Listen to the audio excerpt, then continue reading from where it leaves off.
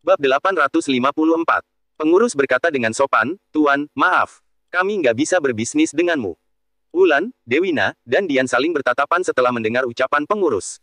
Ekspresi mereka tampak kaget. Ternyata sesuai dugaan Wira. Wira tersenyum, lalu bertanya balik seraya memandang pengurus. "Apa ada orang yang menyuruh kalian untuk menolak berbisnis denganku?" Pengurus tertegun. Setelah itu, dia menggeleng dengan ekspresi tidak berdaya dan tersenyum getir.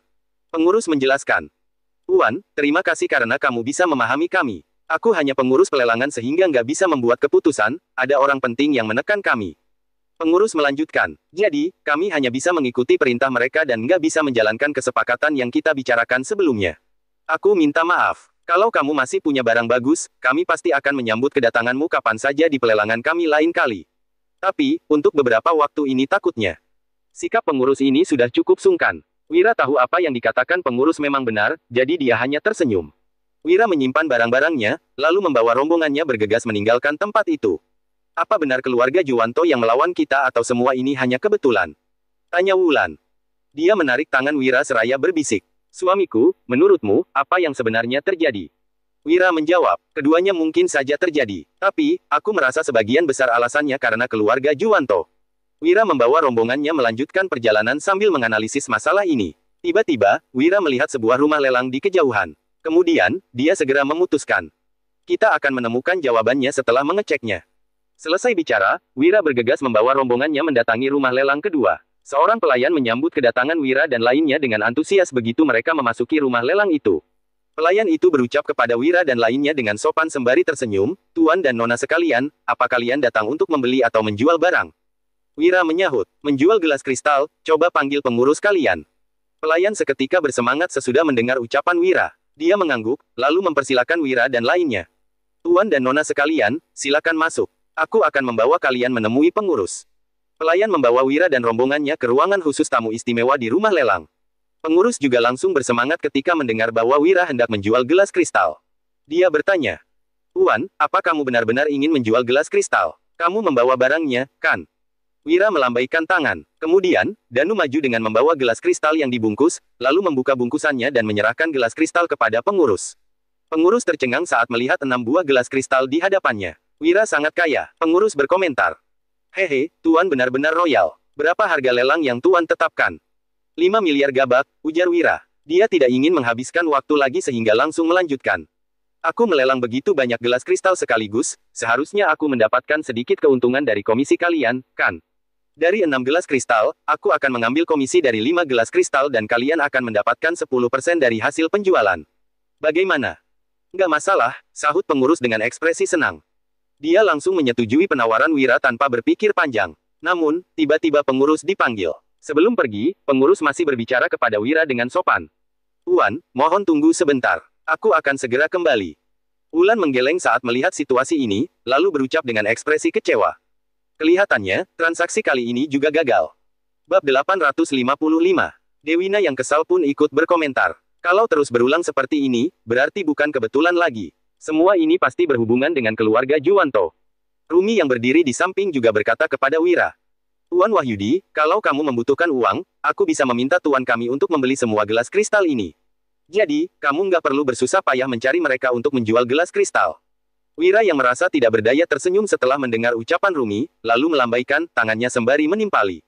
"Aku berbuat seperti ini bukan demi uang, tapi untuk membantu bisnisku kelak. Lagi pula, tuannya Rumi sudah memborong gelas kristal yang begitu banyak." Tak lama kemudian, pengurus kembali. Ekspresinya tampak canggung saat berbicara. "Maaf, Tuan, kami nggak bisa berbisnis denganmu, sebaiknya kamu cari rumah lelang lain." Pengurus tersenyum getir, dia merasa tidak rela karena hampir menghasilkan banyak uang.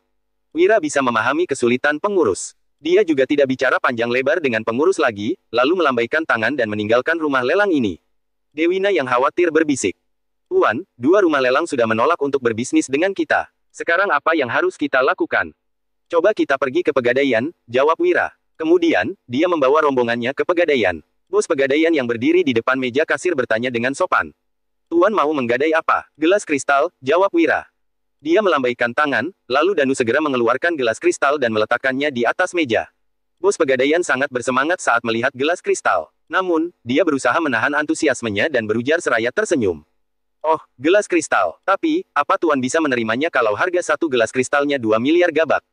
Wira langsung menyanggah. Aku punya 6 gelas kristal, setidaknya harga satu gelas kristal 3 miliar. Bos Pegadaian tertegun, lalu tersenyum dan menimpali. Harga di pasaran nggak sampai 3 miliar. Lagi pula, nggak mudah mengumpulkan uang emas yang begitu banyak. Jadi, Wira menyela, nggak masalah kalau kamu nggak bisa menerimanya. Aku akan mencari pegadaian lain.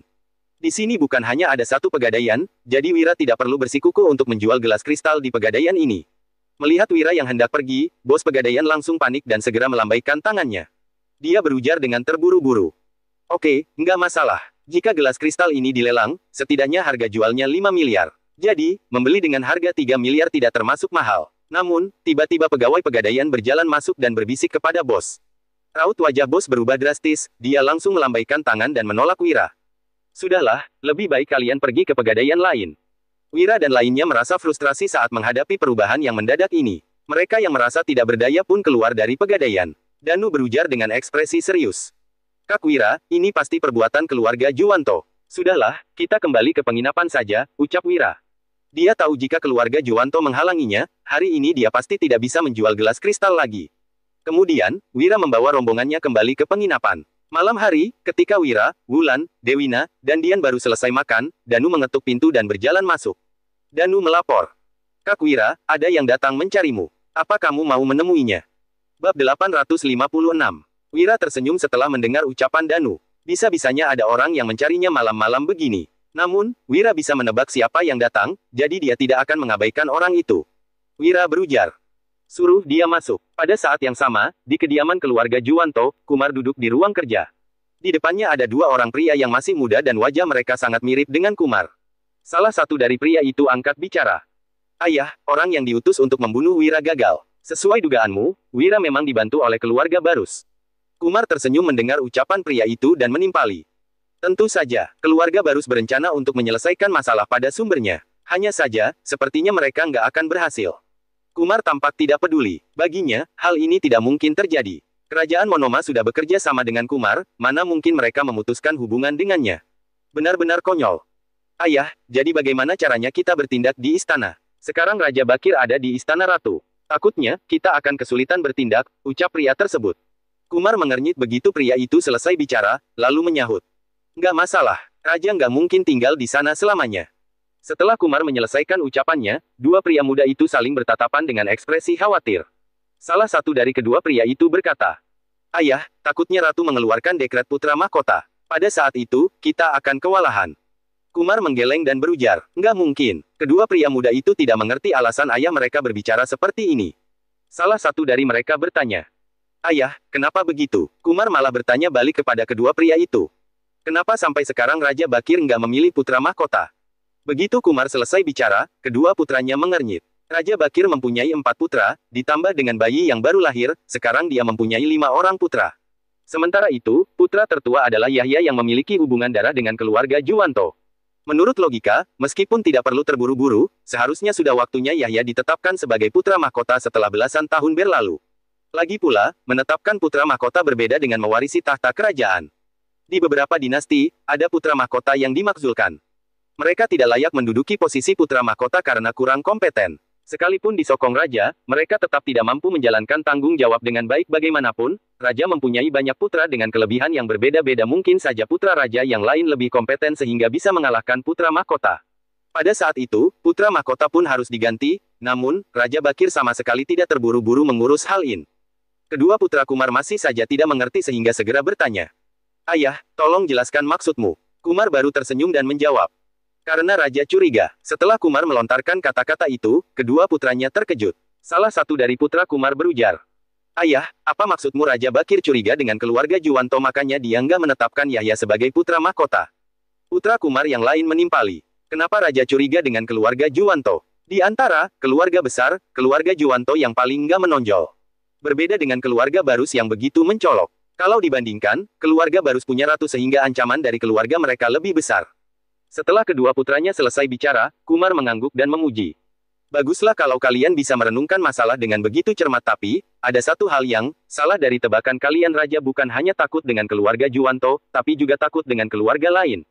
Bab 857. Kumar melanjutkan. Bahkan, Raja Bakir juga takut dengan keluarga Wutari. Begitu pula dengan penasihat kiri dan kanan. Raja Bakir itu pemimpin yang egois dan pemikirannya agak picik. Penilaian Kumar sangat objektif, sama persis seperti Wira. Hanya saja, Raja Bakir memang boleh mencurigai semua orang, tetapi seharusnya dia tetap memilih calon pewarisnya. Bagaimanapun, itu adalah posisi putra mahkota yang merupakan fondasi negara. Entah apa alasan Raja Bakir terus menunda hal ini sampai sekarang. Kedua putra Kumar tampak kebingungan. Jawaban Kumar tetap saja membuat mereka tidak mengerti. Kemudian, Kumar lanjut bertanya. Apa posisi putra mahkota penting? Kedua putra Kumar menjawab secara bersamaan. Tentu saja penting. Kalau begitu, menurut kalian, apa semua pangeran yang kompeten akan merebut posisi putra mahkota ini? Kata Kumar. Mendengar ucapan Kumar, kedua putranya sama-sama mengangguk. Kumar menjelaskan, benar, putra mahkota itu calon raja yang punya status mulia. Dia akan menjadi penguasa baru yang menggantikan raja sebelumnya. Jadi, pangeran mana yang nggak ingin merebut posisi pemimpin kerajaan Nuala ini? Hal ini tidak sulit ditebak. Bahkan, anak-anak dari keluarga biasa juga berebut makanan. Apalagi, ini adalah perebutan kekuasaan, Kumar bertanya lagi. Tapi, sekarang Raja Bakir memang punya banyak selir. Hanya saja, keluarga Barus didukung oleh Ratu, sedangkan keluarga Juwanto punya selir agung. Selain Ratu, selir agung juga punya kekuasaan yang paling besar di harem. Ada pula selir lain dari keluarga Nararya dan Hartono. Kumar melanjutkan, tapi, bagaimana dengan para pangeran? Kalian juga tahu saat ini ada 5 pangeran, keluarga Barus, Juwanto, dan Nararya masing-masing punya 1 pangeran, sedangkan keluarga Hartono punya 2 pangeran. Selir-selir lain nggak punya anak. Jadi, pasti ada masalah dengan hal ini. Kedua putra Kumar tetap kebingungan mendengar ucapan ayah mereka. Memangnya ada masalah apa? Tentu saja, bukan hal yang mudah bagi selir lain jika mereka ingin melahirkan keturunan raja. Bagaimanapun, kekuatan keempat keluarga besar sangat hebat sehingga mereka mampu melancarkan trik di dalam istana. Kalaupun bisa mengandung, belum tentu selir-selir itu bisa melahirkan anak mereka dengan selamat. Lagi pula, keempat keluarga besar ini juga tidak akan membiarkan selir lain melahirkan keturunan raja. Dengan bertambahnya 1 anak, maka orang yang memperebutkan tahta kerajaan akan makin banyak. Bukankah ini sama saja dengan menambah masalah? Kalau bisa, keempat keluarga besar juga tidak ingin selir lain melahirkan anak. Seandainya keluarga Juwanto benar-benar bisa menjadi penguasa, mereka hanya ingin memiliki 1 pangeran. Kumar menjelaskan lagi. Keempat keluarga besar masing-masing melancarkan trik dan setiap keluarga punya pangeran. Mungkin orang lain nggak peduli dengan hal ini, tapi apa Raja Bakir? Nggak tahu. 4 keluarga besar sudah banyak membantu keluarga kerajaan. Saat raja sebelumnya meninggal, Jihan ditetapkan menjadi ratu dan Alina menjadi selir agung. Tentu saja, keputusan ini ada maksudnya. Apa kalian tahu apa maksudnya? Lanjut Kumar. Setelah mendengar penjelasan Kumar, kedua putranya menggeleng lagi. Berdasarkan pemahaman mereka, tentu saja mereka belum bisa berpikir sejauh itu. Kumar berucap. Gampang sekali. Tujuannya untuk memperkuat kekuasaan keluarga kerajaan. Selain itu, juga untuk memperlemah kekuatan kita. Kedua putra Kumar makin kebingungan, salah satu dari mereka berkomentar. Memperlemah, ayah, tapi keluarga Barus punya ratu, sedangkan keluarga Juwanto punya selir agung. Bukannya, ini berarti keluarga kita dihargai oleh raja. Dengan status ini, keluarga kita bisa menjadi makin kuat, kenapa malah memperlemah kekuatan kita? Mereka berdua tidak memahami ucapan Kumar. Kemudian, Kumar menuang teh dan meminumnya lalu berkata, kita hidup di kerajaan Nuala, sesungguhnya semua yang kita punya itu milik kerajaan Nuala. Sebenarnya Raja Bakir berbuat begini sama saja seperti mempekerjakan 4 pelayan yang agak hebat dan juga patuh, dia mengawasi kita dengan ketat dan membuat kita menjadi makin kuat. Selain untuk memudahkan Raja mengurus beberapa hal, sebetulnya Raja sedang menunggu keempat keluarga ini saling bertarung. Bab 858. Kedua putra Kumar tercengang begitu mendengar penjelasan ayah mereka. Salah satu putra Kumar berseru. Apa, menunggu kita saling bertarung? Mereka tidak mempercayai ucapan Kumar. Kumar menimpali. Tentu saja, kalau enggak, menurut kalian, kenapa Raja Bakir masih belum memilih calon pewarisnya sampai sekarang? Apa kalian pikir dia memang belum memutuskannya? Bukan, posisi putra mahkota sangat penting, sedangkan Raja Bakir berniat menguasai kerajaan Nuala sepenuhnya, keempat keluarga besar memang tampak patuh, tapi Raja Bakir sudah tahu bahwa kita diam-diam berniat jahat. Jadi, Raja Bakir ingin memancing kita untuk bertindak, lanjut Kumar. Setelah Kumar menyelesaikan perkataannya, kedua putranya makin terbengong-bengong. Salah satu putra Kumar bertanya, ini, kenapa? Kita selalu bersikap patuh, kenapa Raja ingin menyingkirkan kita? Mereka tidak paham. Kumar menjelaskan, hahaha, apa kalian pikir Raja Bakir bodoh? Salah, sebaliknya dia pintar sekali, tapi terlalu perhitungan. Dulu Dirga begitu setia, hanya karena curiga pada Dirga, Raja Bakir langsung menghabisinya. Sudah jelas Raja Bakir begitu picik. Kumar melanjutkan ucapannya, kalau Raja Bakir itu benar-benar pemimpin yang bijaksana, keempat keluarga besar juga nggak mungkin punya niat jahat. Tapi, sejak Dirga mati, semua orang pun memahami satu hal, yaitu nyawamu akan terancam kapan saja saat mendampingi Raja. Kalau kekuatanmu makin besar, Raja pasti akan segera menyingkirkanmu. Dulu Dirga punya pasukan yang kuat dan sudah mampu menandingi Raja, tentu saja Raja Bakir akan bertindak. Kumar menambahkan, padahal Dirga nggak ambisius, dia hanya memikirkan kepentingan kerajaan Nuala. Apa Raja Bakir nggak tahu? Dia pasti tahu, tapi dia tetap merasa nggak tenang. Begitu pula dengan keempat keluarga besar. Awalnya, Raja Bakir nggak berniat menyingkirkan kita, tapi sekarang situasinya berbeda. Empat keluarga besar makin kuat, jadi sudah waktunya dihabisi. Perebutan posisi putra mahkota itu kesempatan untuk membantai kita semua, ucap Kumar. Sesudah Kumar selesai menganalisis, kedua putranya tersentak. Kemudian, mereka berkomentar secara bergantian. Benar, keempat keluarga besar pasti akan bertarung mati-matian untuk memperebutkan posisi putra mahkota. Sementara itu, Raja Bakir hanya tinggal mengambil keuntungan. Iya, sekalipun Yahya menjadi putra mahkota, keluarga Juwanto juga nggak akan mampu menguasai negara. Bukan hanya itu, kalaupun Yahya menjadi putra mahkota, takutnya keluarga Juwanto juga akan dihabisi. Kedua putra Kumar merasa kaget, mereka tidak pernah berpikiran seperti ini. Sementara itu, Kumar tersenyum dan menimpali. Kalian pikir siapapun bisa menjadi raja? Dulu, Raja Bakir bisa mengalahkan pangeran lain karena punya trik sendiri. Lagi pula, keempat keluarga besar itu keuntungan yang ditinggalkan raja sebelumnya untuk Raja Bakir, dia tinggal menikmati keuntungannya.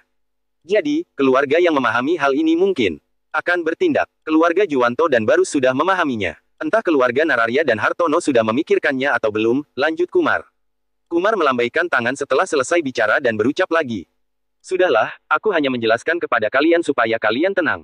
Raja Bakir nggak akan menetapkan putra mahkota begitu cepat, tapi di dunia ini nggak ada yang pasti. Kalau Raja membiarkan anak ratu menjadi putra mahkota, mungkin saja keluarga Barus akan menarik musuh. Kumar menegaskan, hanya saja, waktunya sudah tiba. Keluarga Juwanto nggak perlu menunggu lagi, kita nggak usah menghabiskan banyak waktu dan tenaga untuk menjatuhkan keluarga Barus. Lebih baik kita merebut kekuasaan dulu untuk menyingkirkan keluarga Barus. Kedua putra Kumar mendesah setelah mendengar perkataan ayah mereka. Ternyata, ini kebenarannya. Mereka harus berwaspada terhadap keluarga Barus dan juga Raja Bakir. Namun, mereka juga tidak ingin menghabiskan terlalu banyak waktu dan tenaga.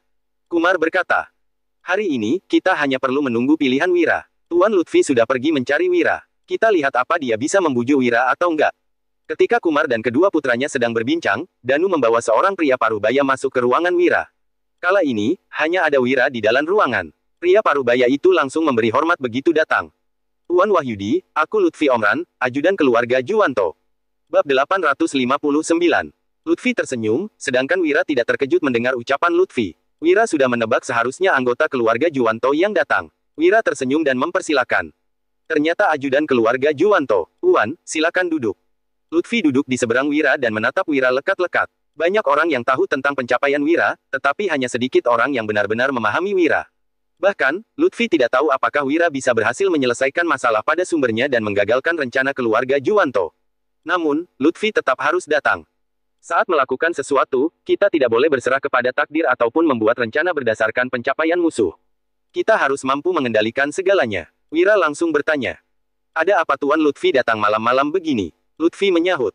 Tuan Wahyudi, hari ini aku datang untuk merekrutmu bergabung dengan keluarga Juwanto.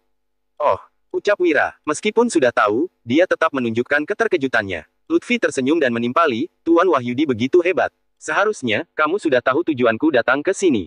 Tuan Wahyudi hanya berpura-pura kaget, kan? Wira tidak memedulikan perkataan Lutfi dan berujar. Aduh, bukan seperti itu. Aku dan Tuan Lutfi belum pernah bertemu sebelumnya. Bagaimana Tuan Lutfi bisa tahu kalau aku hanya berpura-pura?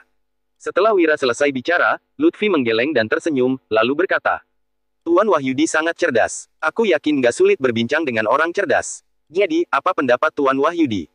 Lutfi tidak ingin berbasa-basi lagi dengan Wira sehingga langsung menanyakan hal yang paling penting.